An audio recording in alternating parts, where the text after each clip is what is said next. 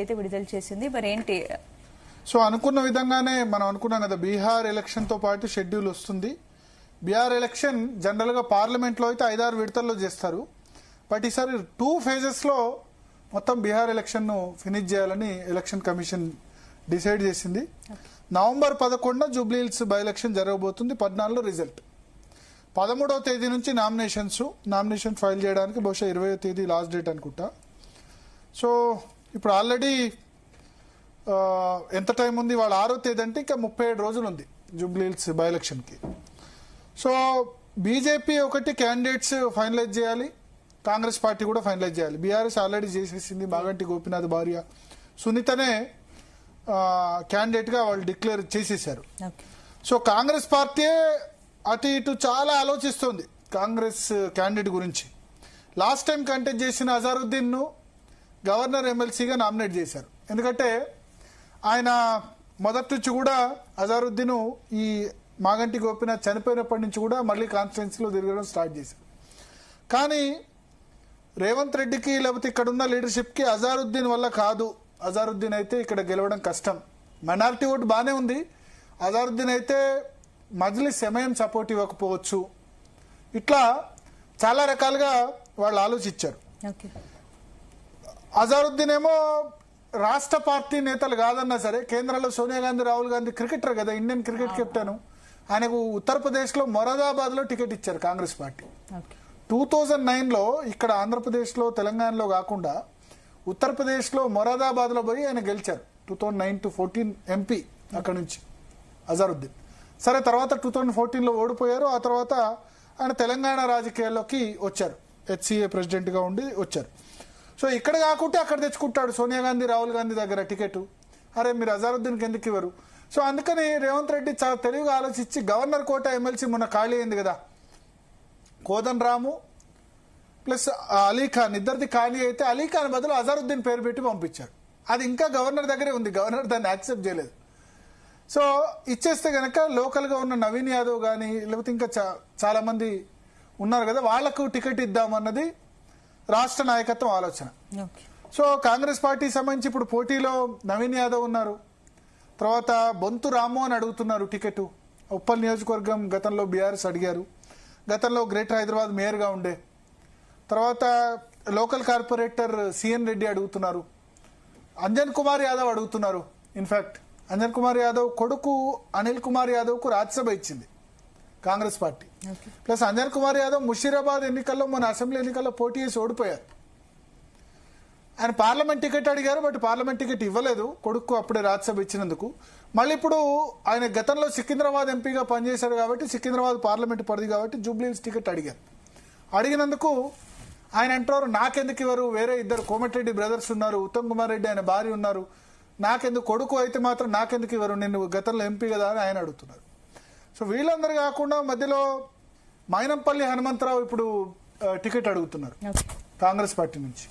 మల్కాజ్గిరి సంబంధించి ఆయన కాంగ్రెస్ పార్టీ అభ్యర్థిగా పోటీ చేసి ఓడిపోయారు. ఆయన కుమారుడు మైనంపల్లి రోహిత్ మెదక్లో గెలిచారు.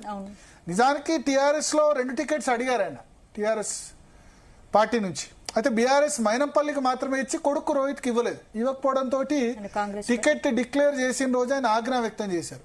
ఎందుకు నా కొడుకు టికెట్ ఇవ్వరు, నా కొడుకును మెదక్ నుంచి పోటీ చేయండి, నీ కొడుకు రాజకీయాలకు పనికొస్తాడని కేసీఆర్ చెప్పి టైంకు టికెట్ ఇవ్వకపోవడం అయిందండి. ఆయనకు టికెట్ డిక్లేర్ చేసినా సరే ఆ టికెట్ సాక్రిఫైస్ చేసి ఆయన ఇక్కడికి వచ్చారు. వచ్చి ఆయన గట్టిగా కాంగ్రెస్ పార్టీలోకి వచ్చారు. వచ్చిన తర్వాత సిటీలో అందరూ ఓడిపోయారు కదా. సో ఓడిపోయినా మల్కాజ్గిరిలో బాగానే ఓట్లు వచ్చాయి మైనపల్లి మాత్రం. దాదాపు నాకు తెలిసి మల్కాజ్గిరి కాంగ్రెస్ లిస్టులో హైయెస్ట్ ఓట్స్ అనుకుంటా. గతంలో గ్రేటర్ హైదరాబాద్ టీఆర్ఎస్ అధ్యక్షుడిగా కూడా పనిచేశారు కాబట్టి ఆయన కూడా ఇక్కడ వచ్చి జూబ్లీ హిల్స్ లో ఆయన టికెట్ అడుగుతున్నారు. సో రసవత్తరంగా జరుగుతుంది టికెట్. నవీన్ యాదవ్ కు సంబంధించి పేరు వినిపిస్తుంది. బొంతురామోను, అంజన్ కుమార్ యాదవ్, మైనపల్లి హనుమంతరావు వీళ్ళందరూ కూడా టికెట్ అడుగుతున్నారు. అల్టిమేట్ గా కాంగ్రెస్ లో రాష్ట్ర నాయకత్వం ఒపీనియన్ బై ఎలక్షన్ కాబట్టి మేజర్లీ సీఎం ఛాయిస్ ఎవరు ఉంటే వాళ్లే హైకమాండ్ యాక్సెప్ట్ చేస్తుంది. జనరల్ ఎలక్షన్ అనుకోండి, అసెంబ్లీ ఎలక్షన్ 100 పేర్లు అయితే కొద్ది పిసిసి అధ్యక్షుడు, కొద్దిమంది ముఖ్యమంత్రి, కొద్దిమంది సిఎల్పి, ముఖ్యమంత్రి లేని చోట, అధికారం లేని చోట సిఎల్పి లీడర్ కొద్దిమంది ఇట్లా ఎవరి ఛాయిస్ వాళ్ళు అడుగుతుంది. కానీ బై ఎలక్షన్స్లో జనరల్గా సీఎం మాట ఎవరు ఫైనలైజ్ చేస్తే వాళ్ళనే యాక్సెప్ట్ చేసే అవకాశం హైకమాండ్ ఉంటుంది.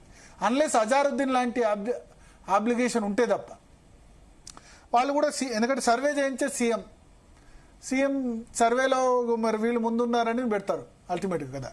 హైకమాండ్ ఎంత సర్వేలు చేయించినా సీఎం కూడా సర్వే చేస్తారు కాబట్టి మణింపల్లికి ఎక్కువ స్కోప్ ఉన్నట్టు తెలుసు. సో అంటే సీఎం మైండ్లో ఏముందో మనకు తెలియదు. మైనంపల్లి, నవీన్ యాదవ్, బొంతు రామోహన్ తెలియదు. పిసిసి అధ్యక్షుడు బొంతు రామోహన్కు సపోర్ట్ చేస్తున్నారని వార్తలు వచ్చాయి. నవీన్ యాదవ్ అయితే బాగుంటుంది, లోకల్, ఆయన పార్టీకి ఎలక్షన్ ముందే తెచ్చుకున్నారు, గతంలో మజ్లిస్ తరపున ఇక్కడ పోటీ చేశారు, తర్వాత ఇండిపెండెంట్ గా కూడా మంచి ఓట్లు తెచ్చుకున్నారని వాడు చెప్తున్నారు. సో సీఎం రేవంత్ మైండ్ లో ఏముందో తెలియదు. చాలా మంది అంటారు ఆయన నవీన్ యాదవ్ కు మొగ్గు చూపుతున్నారు, నవీన్ యాదవ్ వైపు. ఆయన క్లియర్ చేసేందుకే అజారుద్దీన్ కి ఆయన ఎమ్మెల్సీ ముందే ఇచ్చేశారు, గవర్నర్ కోటా నామినేట్ చేశారు. కానీ ఆ నామినేషన్ ఇంకా కూడా గవర్నర్ దగ్గరే పెండింగ్ లో ఉంది. సో అజారుద్దీన్ కూడా లాస్ట్ 2-3 డేస్ నుంచి నేను కంటెస్ట్ లో ఉంటానని ఆయన సిగ్నల్స్ వదులుతున్నారు, నాది అది ఎమ్మెల్సీ క్లియర్ అవుద్దో లేదో అని చెప్పి. అట్లీస్ట్ ఈ ప్రెషర్ తీసుకొస్తే సీఎం మళ్ళీ గవర్నర్ మీద ప్రెషర్ తీసుకొచ్చి అది యాక్సెప్ట్ చేస్తారు. ఎందుకంటే గతంలో దాసో శ్రవణ్ వాళ్ళది బీఆర్ఎస్ చెప్పినా సరే యాక్సెప్ట్ చేయలేదు అప్పుడు గవర్నర్ కోట ఎమ్మెల్సీ. సో చూడాలి మరి సీఎం రేవంత్ రెడ్డి మైండ్ లో ఏది ఉందని. కొద్దిసేపటి క్రితం మహేష్ కుమార్ గౌడ్ చిట్ చాట్ చేశారు. ఆయన ఏం చెప్తున్నారంటే బీసీలకే టికెట్ ఇస్తామని చెప్తున్నారు. మరి బీసీఏ క్యాండిడేట్ కావచ్చు అంటారు. బీసీఏ క్యాండిడేట్ అన్నప్పుడు మరి నవీన్ యాదవ్, బొంతు రామోనా, అంజన్ కుమార్ యాదవ్ అవుతారు. బట్ కాంగ్రెస్ లో ఏదన్నా జరగవచ్చు. 13వ తేదీ నుంచి 20వ తేదీ వరకు నామినేషన్స్. సో క్యాండిడేట్ 18-19వ తేదీ డిక్లేర్ చేసినా నడుస్తుంది. ఇప్పుడు క్యాండిడేట్ లేకుండా అందరు క్యాండిడేట్లు కలిపి ప్రచారం చేస్తున్నారు. 3 మంత్రుల్ని ఇన్ఛార్జిగా పెట్టారు. పొన్నం ప్రభాకర్ని, తర్వాత వివేక్ వెంకటస్వామిని, తుమ్మల నాగేశ్వరరావుని, అడ్లూరు లక్ష్మణ్ కూడా ఇటీవల జూబ్లీహిల్స్ లో విస్తృతంగా తిరుగుతున్నారు. సో తిరిగి అన్ని రకాల వరాల జల్లు కురిపిస్తున్న పరిస్థితి. సో కాంగ్రెస్ క్యాండిడేట్ అయితే ఈ 3-4 ఎవరో ఒకళ్ళు అవుతారు. ఇక భారతీయ జనతా పార్టీ